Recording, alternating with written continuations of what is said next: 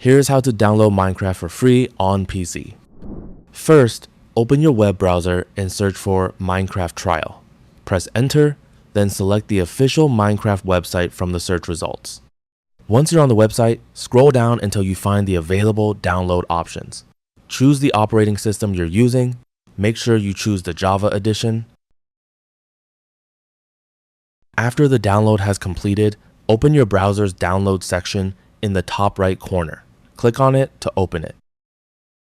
When the installer appears, accept the terms and conditions, then click Install. The Minecraft launcher will now begin installing on your computer.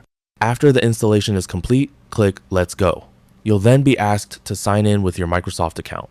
Keep in mind that the account you're using should not have previously played Minecraft. If you don't have a Microsoft account that meets this requirement, select the Microsoft account option at the bottom of the page and create a new account.